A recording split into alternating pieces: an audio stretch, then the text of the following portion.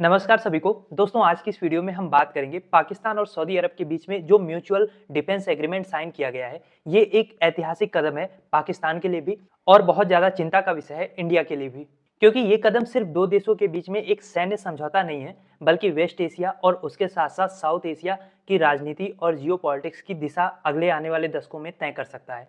तो आइए समझते हैं कि इसका भारत पे संभावित असर क्या हो सकता है। अमेरिका और इजराइल इस सिचुएशन में कहां खड़े हैं और क्या वाकई इस्लामिक देश एक नाटो जैसा संगठन बनाने की ओर बढ़ चुके हैं। आइए सब कुछ आसान भाषा में समझते हैं। तो दोस्तों, बात यह है कि पाकिस्तान और सऊदी अरब ने आपसी रक्षा समझौते पे हस्ताक्षर किया है, जो एक स्ट्रेटेजिक म्यूचुअल डिफेंस एग्रीमेंट है। सरल शब्दों में कहें तो अगर कल को पाकिस्तान पे कोई देश हमला करता है तो सऊदी अरब उसे अपने ऊपर हमला मानेगा, और अगर सऊदी अरब पर कोई अटैक होता है तो पाकिस्तान की आर्मी रिस्पॉन्ड करेगी। ऐसा इस एग्रीमेंट का क्लॉज है। और क्या आपको ये कुछ फेमिलियर सा साउंड हो रहा है? यही क्लॉज हमने 1971 में इंडिया और यूएसएसआर के डिफेंस पैक्ट में भी देखा था। और ऐसा ही क्लॉज नेटो के आर्टिकल 5 में है कि एक पे अटैक मतलब सब पे अटैक। और भारत के लिए इसमें चिंता का विषय ये है कि ये डील साइन की गई है पाकिस्तान के साथ, जो हमारा डोर स्टेप एनिमी है। और सऊदी सरकार ने अपनी ऑफिशियल वेबसाइट पर इस बयान को, इस एग्रीमेंट को जारी किया है। पाकिस्तान के प्रधानमंत्री शहबाज शरीफ और आर्मी चीफ जनरल जो हैं आसिम मुनीर, दोनों इस समय इंटरनेशनल दौरे पे हैं। पहले सऊदी गए हैं, उसके बाद यूके जाएंगे और उसके बाद इवेंचुअली अमेरिका में जाएंगे, जो मैंने आपको बताया था पिछले वीडियो में कि यूएन की समिट को अटेंड करने। वहां पे मुलाकात ट्रम्प से भी होगी। लेकिन सवाल यहाँ पे ये उठ रहा है कि आखिर सऊदी अरब जो दशकों से अमेरिका की छत्र छाया में था, मतलब एक हिसाब से अमेरिका उसको प्रोटेक्ट करता था, वो अचानक से पाकिस्तान के साथ ऐसे एग्रीमेंट, ऐसे डिफेंस एग्रीमेंट क्यों साइन कर रहा है? क्या आप उसको अमेरिका पे भरोसा नहीं है कि अमेरिका उसकी रक्षा करेगा? देखो, बात यह है कि जब से इजराइल ने कतर पे अटैक किया है ना, आप मान के चलो जितने भी इस्लामिक देश हैं सबका भरोसा अमेरिका से उठ चुका है। भले ओपनली वो ना कहें, क्योंकि भाई दोहा में अमेरिका की फौज तैनात थी, वहां पे अमेरिका के मिलिट्री बेस हैं, अमेरिका का वहां पे बाकायदा एयर डिफेंस सिस्टम है। और इजराइल जो अमेरिका से पूछे बिना खांस भी नहीं सकता, हिचकी भी नहीं ले सकता, वो कतर पे, कतर की राजधानी दोहा में अटैक करता है। तो ऐसा तो हो नहीं सकता कि अमेरिका को जानकारी नहीं थी। फिर भी अमेरिका ने ना तो इस अटैक को रोका, ना तो कतर की मदद की। तो जब कतर तक की मदद नहीं की तो बाकी इस्लामिक देश कैसे भरोसा करें कि कल को इजराइल के अटैक से या किसी के भी अटैक से जहां पे अमेरिका का इंटरेस्ट ना हर्ट हो रहा हो, वो किसी भी इस्लामिक देश की रक्षा करेगा। इसीलिए अब इस्लामिक देश एक अल्टरनेट खोज रहे हैं और यहीं पे पाकिस्तान का रोल अहम हो जाता है। सबसे इंपॉर्टेंट बात तो ये है कि एक तो पाकिस्तान के पास ठीक ठाक आर्मी है, दूसरी बात न्यूक्लियर पावर स्टेट है और इकलौता इस्लामिक न्यूक्लियर पावर स्टेट है।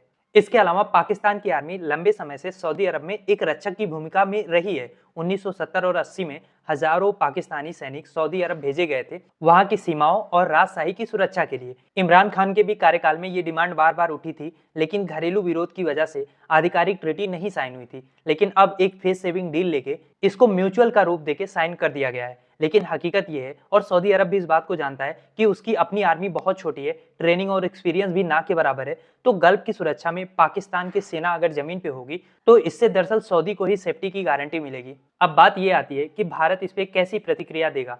देखो, भारत के विदेश मंत्रालय ने कहा है कि we are aware of the reports, यानी भारत सरकार के मुताबिक वो इस डेवलपमेंट से वाकिफ हैं। लेकिन यहाँ पे सबसे बड़ा सवाल ये है कि कल को अगर भारत पाकिस्तान के भीतर घुस के वहां के आतंकवादियों के खिलाफ दोबारा कोई सर्जिकल स्ट्राइक करता है तो क्या सऊदी इस ट्रीटी के अनुसार इसको अपने ऊपर अटैक मानेगा?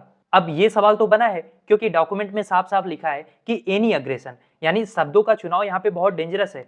कोई भी अग्रेशन अगर पाकिस्तान पे होता है तो क्या सऊदी उसको अपने ऊपर अग्रेशन मानेगा? और अगर ऐसा होता है तो फिर इंडिया की सिक्योरिटी कैलकुलेशन बहुत ज्यादा कॉम्प्लेक्स हो जाएगी। अब इसका जरा हम दूसरा पहलू देखते हैं कि क्या हम इस एग्रीमेंट को एक इस्लामिक नेटो का झलक माने। तो यार देखो, इसका जवाब ये है कि कुछ आप कह नहीं सकते हैं कि कल को क्या हो जाए। टर्की, पाकिस्तान, सऊदी अरब, यूएई, कतर, अगर ये सब मिलके कोई डिफेंस पैक्ट बना लेते हैं जिसमें एक पे अटैक का मतलब सब पे अटैक, तो फिर वो बस एक रीजनल नहीं बल्कि इंटरनेशनल सिक्योरिटी ब्लॉक बन जाएगा। और जिस तरीके से अमेरिका का इन्फ्लुएंस, अमेरिका का ट्रस्ट अरब देशों के बीच में घटा है, तो कोई ना कोई ब्लॉक बनना तो तय है। फिर चाहे वो जगह चाइना फिल करे, रसिया फिल करे या पाकिस्तान फिल करे। अब सवाल यहाँ पे एक और उठेगा कि आखिर अमेरिका का रोल कम क्यों हो रहा है या अमेरिका इनकी सिक्योरिटी दे क्यों नहीं रहा है। देखो, बात यह है कि जियोपॉलिटिक्स की हार्श रियलिटी ये है कि यहाँ पे रिलेशन हमेशा गिव एंड टेक वाला होता है। एक देश दूसरे देश को कितना भी अच्छा दोस्त कह ले, स्ट्रेटेजिक पार्टनर कह ले, कुछ भी कह ले, लेकिन अगर उनके बीच में कुछ गिव एंड टेक नहीं है, कोई इंटरेस्ट नहीं है, तो फिर दोस्ती आपको डिक्लाइन होती दिखेगी। कोल्ड वार इरा में जब तेल पे डिपेंडेंसी बहुत ज्यादा थी, तब यूएस से और सऊदी अरब के रिश्ते भी बहुत मजबूत थे। लेकिन अब सेल गैस बूम कर रहा है, एनर्जी ट्रांजिशन हो रहा है, तो यूएस का जो मिडल ईस्ट पे डिपेंडेंसी थी वो कम हो चुकी है। तो फिर यूएसए भी इनको इतना सीरियसली सिक्योरिटी क्यों प्रोवाइड करेगा? ऊपर से चाइना की भी दखल अंदाजी बढ़ रही है। बीजिंग ने ईरान और सऊदी के बीच में शांति समझौते कराए जो यूएसए नहीं करा पाया था। ऐसे में जो गल्फ की मोनार्की है, जो वहाँ के राजा हैं, उनको लगने लगा है कि वाशिंगटन अब उतना रिलायबल पार्टनर नहीं है। इसका रिजल्ट यही हुआ है कि अल्टरनेटिव मिलिट्री पार्टनर्स को खोजा जा रहा है और पाकिस्तान से सस्ता इस मार्केट में कोई मिलिट्री का सप्लायर है जिसके पास ट्रेंड और बैटल हार्डेंड और फाइनेंशियली डेस्परेट सेना हो, तो आप बताओ मुझे। तो जैसा कि मैंने आपको पिछले वीडियो में भी बताया था, एग्जैक्टली यही लाइन मैंने कही थी कि पाकिस्तान इकलौता ऐसा देश है जो किसी के प्रति वफादार नहीं है। आप पैसा फेंको, आपकी गोद में बैठ जाएगा, कल को दूसरा देश पैसा फेंका, उसकी गोद में बैठ जाएगा। और ये पैसे के लिए अपने सिविलियंस, अपनी मिलिट्री सब कुछ दांव पे लगा देते हैं। इज्जत तो खैर इनकी कुछ है नहीं। तो एक हिसाब से पाकिस्तान अब अपनी आर्मी को रेंट पे दे रहा है इस डील के थ्रू सऊदी अरब को। अब अगर हम बात करें भारत और सऊदी के रिश्ते की, तो देखो इंडिया और सऊदी अरबिया के बीच में जो रिश्ते हैं वो हाल के वर्षों में उसमें स्ट्रेटेजिक डेप्थ बढ़ी है। दोनों ने एनर्जी पार्टनरशिप और टेक्नोलॉजी इन्वेस्टमेंट में कोऑपरेशन किया है। क्राउन प्रिंस एमबीएस की विजन 2030 प्रोजेक्ट में इंडियन कंपनीज की बहुत बड़ी भूमिका भी है। लेकिन अगर सऊदी पाकिस्तान का डिफेंस अलायंस बहुत ज्यादा एक्टिव होता है तो फिर सवाल ये भी आएगा कि क्या गल्फ में भारत की क्रेडिबिलिटी इससे कमजोर होगी। अब ऐसी डील्स का क्या होता है कि आपको शॉर्ट टर्म इंपैक्ट नहीं दिखता है क्योंकि इंडिया का इकोनॉमिक वेटेज इतना ज्यादा है कि गल्फ भारत को इग्नोर नहीं कर सकता। लेकिन लॉन्ग टर्म में अगर पाकिस्तान कंसिस्टेंटली प्रेफर किया गया इन देशों द्वारा अपने डिफेंस मैटर के लिए, वहां पे भारत के लिए ट्रस्ट फैक्टर एक चैलेंज होगा। और इसमें एक और जरूरी एंगल है इजराइल का, उसको भी समझ लेते हैं क्योंकि इजरायली अटैक जो हुआ है कतर पे, इवेंचुअली उसी का नतीजा ये डील है। तो अब यहाँ पे सवाल ये है कि अगर कतर या ओमान भी कल को पाकिस्तान के साथ ऐसा कोई डिफेंस पैक्ट साइन कर लेते हैं और उसके बाद अगर इजराइल ने इन देशों के खिलाफ कोई एक्शन लिया, जो कि इजराइल लेगा, इजराइल को कोई रोक नहीं पाएगा, तो क्या पाकिस्तान की सेना इजराइल के खिलाफ डिप्लॉय होगी? सिनेरियो बड़ा ट्रिकी होने वाला है सबके लिए, चाहे वो गल्फ देश हो, पाकिस्तान हो, अमेरिका हो, भारत हो, सबके लिए। क्योंकि अमेरिका से ही पैसा मिल रहा है पाकिस्तान को और अमेरिका का सबसे ट्रस्टेड अलाई जो है वो इजराइल है। तो अमेरिका कैसे बर्दाश्त करेगा कि पाकिस्तान इजराइल के खिलाफ अपनी सेना को डिप्लॉय करे?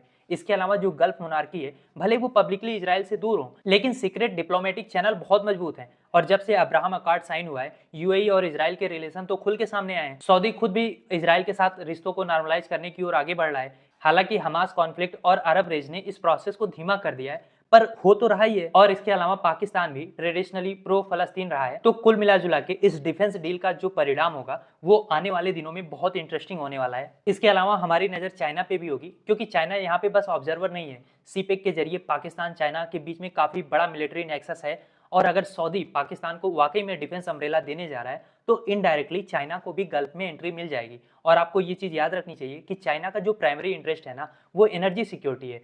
चाइना इंपोर्ट का बड़ा हिस्सा सऊदी ईरान कॉरिडोर से आता है। अगर पाकिस्तान गल्फ के अंदर डिप्लॉय करता है अपनी सेना को तो बीजिंग इसको इनडायरेक्टली लेवरेज कर सकता है। रूस भी आर्म सप्लायर बन सकता है गल्फ का बहुत बड़े स्तर पे। फ्यूचर में आपको सऊदी, पाकिस्तान, चाइना, रसिया, इन सब का एक अलाइनमेंट भी देखने को मिल सकता है। खैर ये लॉन्ग टर्म की बात हो गई। अगर शॉर्ट टर्म में हम फायदे की बात करें तो पाकिस्तान को क्या फायदा है?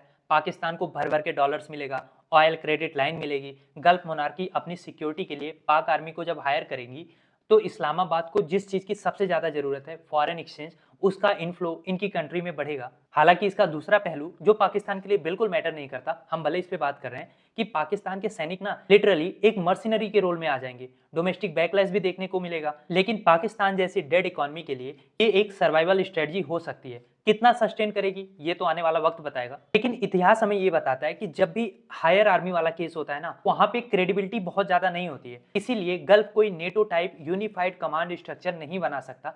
ये एक बस एक लूज कलेक्शन है और लूज स्ट्रक्चर का क्या होता है, रियल कॉन्फ्लिक्ट में ये काम नहीं आता। और एज ए इंडियन हमें तो बस इतना देखना है कि जब हम दोबारा पाकिस्तान को पीटते हैं, वहां पे कोई ऑपरेशन करते हैं, सर्जिकल स्ट्राइक करते हैं, तो क्या ये सऊदी और पाकिस्तान का पैक्ट जो है ये ऑटोमेटिकली ट्रिगर होगा? क्या सऊदी पाकिस्तान के लिए इंडिया के अगेंस्ट खड़ा होगा? तो इसका जवाब ये है कि फिलहाल तो ऐसा नहीं लगता। भविष्य में अगर सिनेरियो बहुत ज्यादा चेंज होता है तो उस केस में हम कुछ कह नहीं सकते। अब मेरा सवाल आपसे ये है कि आपको क्या लग रहा है, क्या यह पैक्ट केवल डॉलर के लिए पाकिस्तान की मजबूरी है या वाकई में एक इमर्जिंग इस्लामिक नेटो की नींव रखी जा चुकी है? क्या सोचते हैं आप इस बारे में? लिखिए अपनी राय कमेंट बॉक्स में।